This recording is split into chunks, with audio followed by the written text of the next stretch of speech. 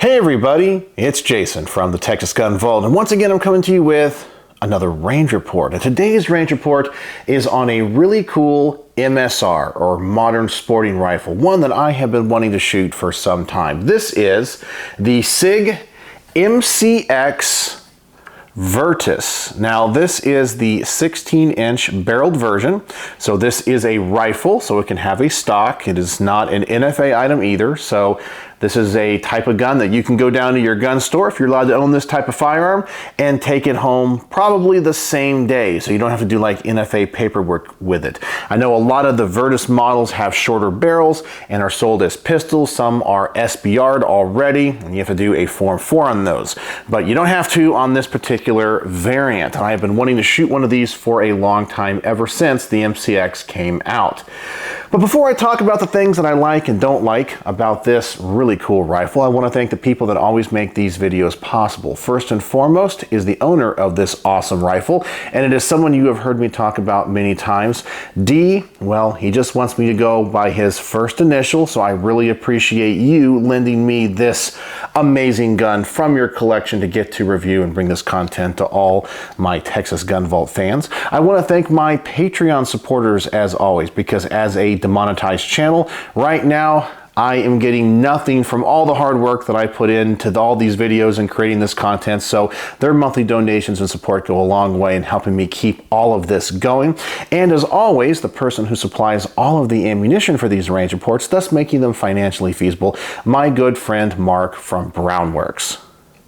And yes, once again, I'm thanking Brownworks. What an amazing company. If you guys don't know who Brownworks is a company that makes high-end custom wood grips for a wide variety of firearms out of a wide variety of exotic woods and materials. I know that I'm rolling in some pictures right now of some of Mark's best work. He is an artist. He is a master craftsman. Every set of grips that he makes is one of a kind. They are special, and he wants to work with you to create the perfect set of grips for whatever gun you need them for.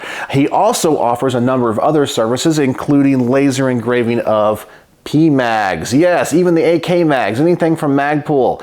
You can put on custom logos and engravings, as well as these same logos on grips. And speaking of wood grips and panels, believe it or not, he even offers wood panels and grips for guns like the Sig MCX. Anything that can take AR-15 style furniture. It's a really cool concept. Is it for everybody? Well, maybe not. But if you want to have something that nobody else has and is definitely going to get some looks at the range, go check out Brownworks. I'm going to put a link in the description below, as well as a coupon code for 10% off your first order. If you go over there, don't find what you're looking for, please contact Mark and tell him the Texas Gun Vault sent you. Alright, so let's talk about this really awesome rifle and start off with what it is.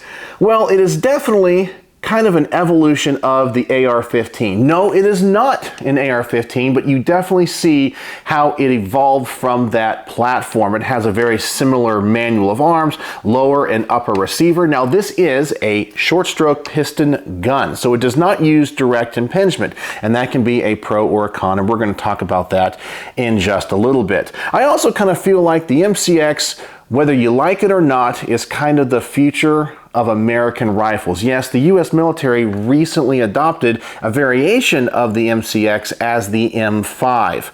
So some people are already up in arms and upset about that, but I kind of feel like this might be the gun and the rifle of the future. So, what do I like and not like about this particular gun? So let's talk about the positive first.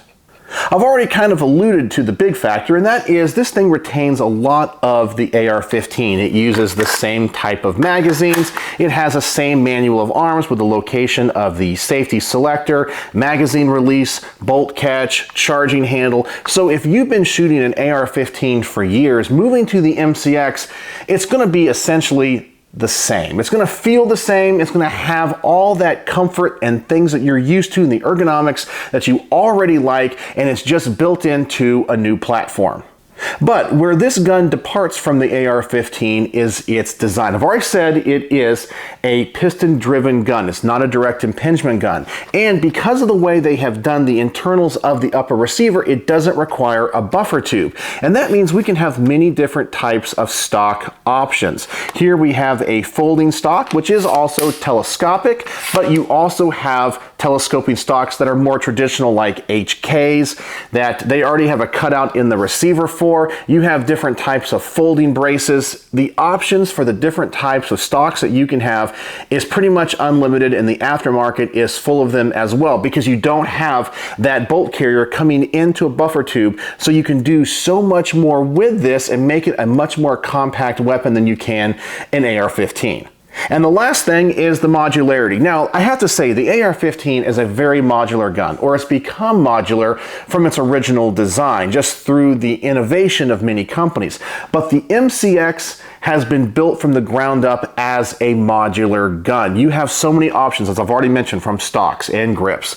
You have many different types of handguards, muzzle devices. You have different types of barrels, and these barrels are really easy to change out. You have so many options that you can add or take away and really build the gun up as you want. So it was thought of as a modular gun from the ground up, and it wasn't taken from its original design and turned into this. And I think that is where this gun is still kind of like the gun of the future, especially here in the United States and possibly with the US military. And so now let's talk about the few things about this gun that I don't like. And really, you would never tell from looking at it, but this gun is heavy.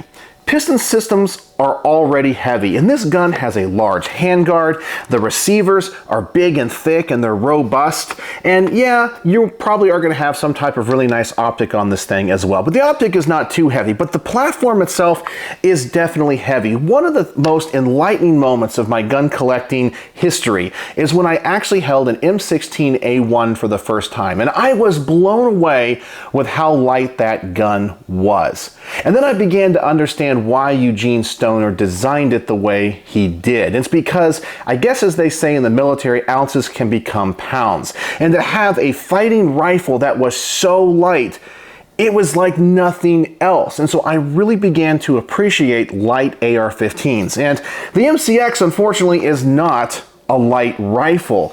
It kind of wears on you. And you know, I'm not even a soldier. I'm not carrying this thing into battle. I just took it to the range. I have it here on the table. And after a while, you start to realize, man, this is a heavy gun. And there's a lot of weight out front as well. It's not as balanced as an AR-15. But I really feel like the weight of this gun is its biggest downside. But I think what also adds to the weight is the next thing I don't like is the size of this handguard. You know, I've always liked kind of like medium handguards. And then for a while there's been this thing in the AR-15 world where you get these free-floated, extremely thin profile handguards. And I don't like those either. But I kind of feel like Sig went out of their way to make a gigantic handguard. Man, you have M-locks all over the place. It's not really a rounded handguard. It's kind of square. It's big and long, and that adds to a lot of the weight. It's kind of too big in my opinion. I kind of wish it was a little bit more narrow, but I think they have to design it this way to get around this piston system. Now, I do know there are other options and shorter rails, but the one that comes on this one I think is just honestly a little bit too big. And I would think if I was a soldier, I would want something a little bit smaller and a little bit lighter. And the last thing about this gun that I do want to kind of mention, for me it's not a deal breaker. For some of you it might be because you're left-handed.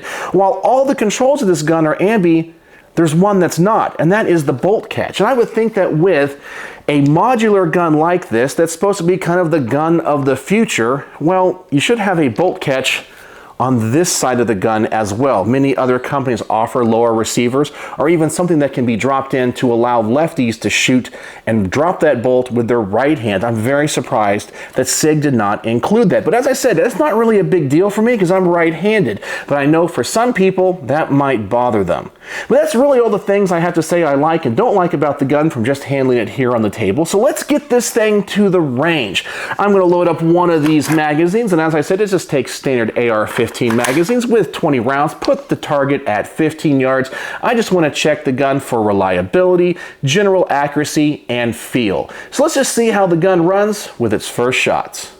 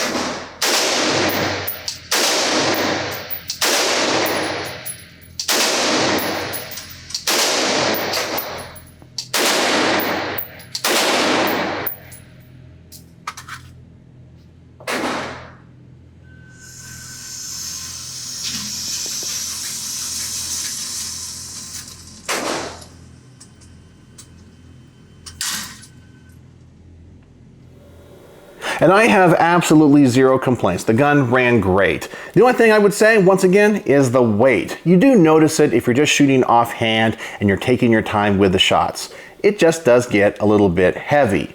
Now the gun is exceptionally light recoiling, but the gun is heavy and it's chambered in 5.56, so that is exactly as I would expect. The only thing that I do notice that is different between this and an AR-15 is the report of the firearm. I've always noticed that short stroke piston firearms are just simply louder than direct impingement. Maybe it's because the gas isn't coming back into the upper receiver and everything is staying out here. It just sounds and feels a little bit louder. It doesn't add to the recoil, but I can tell you people that were standing behind the camera definitely noticed a difference. It's just a little bit louder and you feel the concussion just a little bit more as compared to a DI gun. But that's just been my general expectation when it comes to a piston-driven gun like this. Alright, so now I'm going to set the target out at 20 yards, put another magazine through it, just see what happens to the group. Now remember guys, when it comes to this and the next test where I'm going to bench rest the rifle, I only have access to this range to film. So I can only go out to 20 and 25 yards, which of course is way too close for what this rifle is capable of. But I'm doing my best with what I have. So I'm just going to shoot this rifle offhand, 20 more rounds at 20 yards, go for the head on the silhouette target, just see how I do. See if the weight continues to bother me, and as I'm shooting between these takes, see if the gun is heating up any and if it dissipates that heat. So let's see how I do.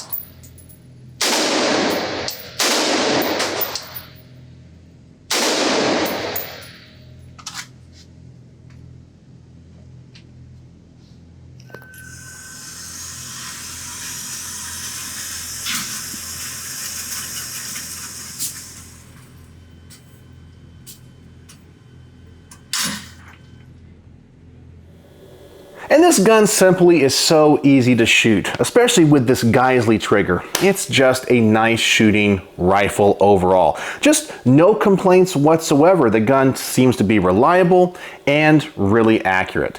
Well, speaking of bench resting, I'm now going to bench rest this and put the target out at 25 yards. Yes, I know once again some people are going to say, well, that's not far enough. I totally get it and understand, but for where I'm filming and where I can film, this is the best that I can do. So if I can make a really tight group with this rifle at 25 yards, which I am expecting to do, well, I know it's going to be accurate out to further distances. So I'm going to bench the rest of this, just make sure it's as accurate as it seems to be, and just make sure it continues to function well. As well, it is dissipating the heat a lot. I'm very impressed with that because I have put a lot more rounds through this gun than what you see in this footage. Normally I test each one of these before I film them, and I have to say this gun is not building up with heat at all. So it actually makes that part of the shooting experience very pleasurable.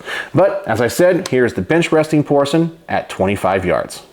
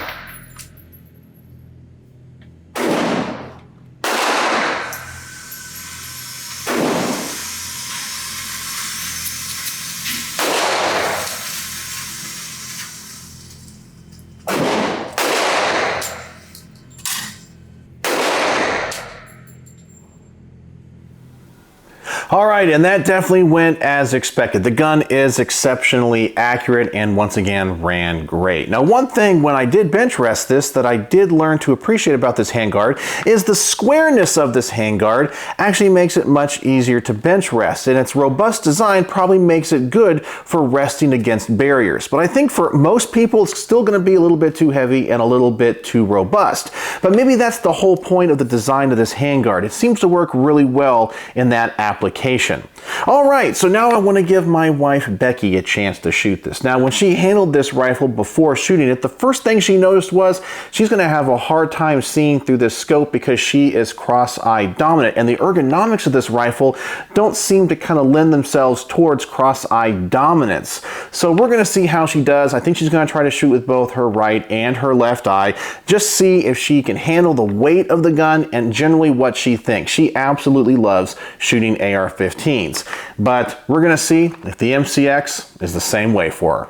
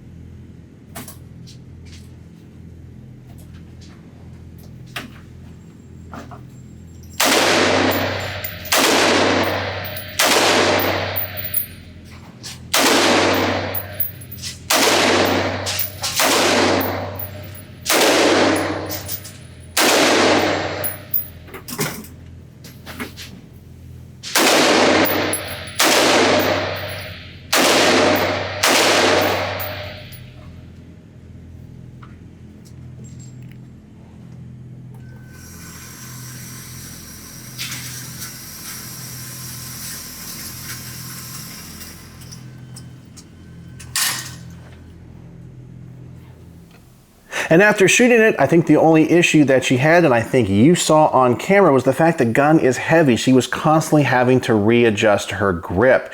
It was just too heavy for her. She's a small lady, and so maybe this is where a DI gun is a little bit better for people that might be weight sensitive or just can't carry around a very heavy rifle. It's one of the reasons why I really like the M16A1 design. It's just so light that pretty much anybody can use it. The MCX, I think you gotta be a little bit bigger and a little bit stronger. So she didn't like it as much, and her grouping reflected that because she was constantly having to adjust her grip on the handguard and on the pistol grip and just holding the gun up. So if weight is a concern for you or a loved one and you're thinking about buying this rifle, maybe as a shared home defense rifle, that is something to take into consideration. All right, so the next thing I wanna do is my quick magazine defensive use test. Now remember, I am just an average gun guy, but you might have this gun for home defense and you might need to change that magazine fast, and you don't train for competition, but you might need to change that magazine fast, as I mentioned. So if I can do it, well, you definitely can as well. So I'm gonna load up 2 magazines with 10 rounds each, see how fast I can shoot this gun, drop that magazine, get it clear, and get the gun back in action. I think this is a very valid test for an average gun guy like myself. Maybe you agree or disagree, but either way, this is how I did.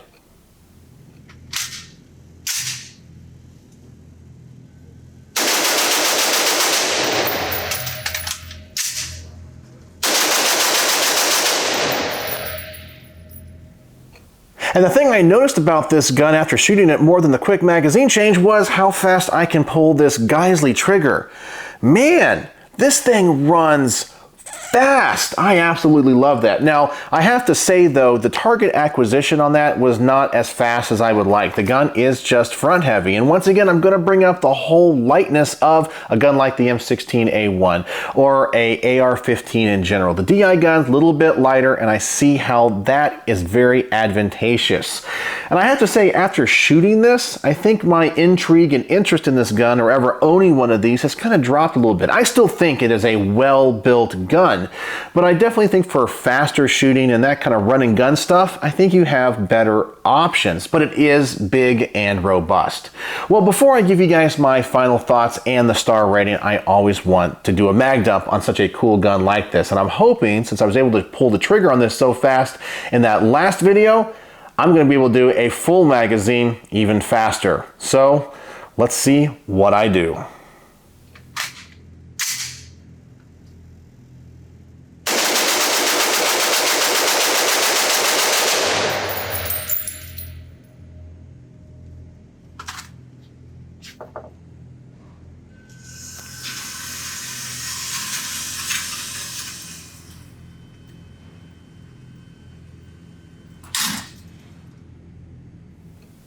And you know, for a guy with a tactical dad bod and rheumatoid arthritis, I like to think that my trigger finger is actually pretty darn fast. For someone that's not even trained, and a gun like this definitely wants to run fast with that awesome Geisley trigger. So I'm extremely impressed with this, and this gun is so much fun to shoot in that regard. So what are my final thoughts on the Sig MCX Virtus 16-inch barrel? Well, it is definitely a well-built, well-designed firearm, and I can see why the US military is looking at variants of this to replace the M16 and the M4. I really like how it draws so much detail from the AR-15 and just kind of blends into a rifle looking forward. It's not necessarily looking at the past and saying, well, we've done it one way for so long, let's keep doing that. It tries to take the things about the AR that everyone likes, keep that, and then adjust the things that maybe some people complain about, like going with a piston system over a DI system. But remember, every change has a pro and con. Now, the MCX, I think, is a really neat design, and when it first came out, I definitely wanted one. But now, after shooting this, as I've already alluded to, I'm not as interested in it, but it's definitely well built. It is a great rifle. It's accurate, it's fun to shoot. I don't know, it's just overall a great rifle, but it might not be for me. It's just a little bit on the heavy side, and I think that for its price, which continues to go up, it's not much of a value as it used to be. But with all that said, it's definitely an awesome gun. If you own one of these, I understand why you're probably pretty darn happy with it. And if you're looking at this, I would definitely recommend going to a range and shooting one before buying one, but if you buy one without doing that, I think you're still going to be very happy. I would be very happy with a purchase of an MCX Virtus just like this. But there are a few things that I would change and things I like better generally about other rifles. So with all that said, on my star system, how would I rate the MCX Virtus? Well, it's a great rifle. It's very accurate and I can shoot it fast. It's just a little bit on the heavy side, and I wish the handguard was a little bit smaller. But besides that, it's awesome. And so on my star system, I give it a solid 4.5 stars out of 5. It's a great rifle. Is it the rifle of the future? Well, it's kind of looking that way. And because of that, I still have a lot of interest in it. But it might not be on the top of that list of guns that I want to get very soon. So who knows, I may or may not ever own one, but I am so honored and humbled that D let me borrow this from his collection so I could get this experience and learn a little bit about it and bring all this content to you. So what do you guys think? Do you like the Sig MCX and all the different variants? Is it the rifle of the future? Do you own one? I would love to know in the comment section below, and if your experiences and thoughts mirror mine. So, as always, thanks for watching.